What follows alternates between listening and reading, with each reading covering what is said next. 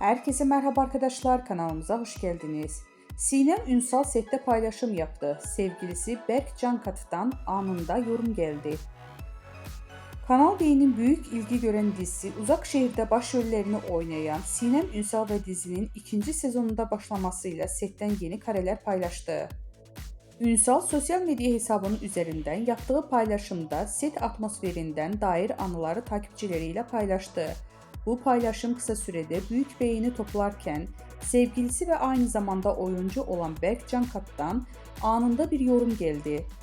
Sinem Ünsal dizide aile karakterine hayat verirken sette yaptığı paylaşımlarda adından söz ettiriyor.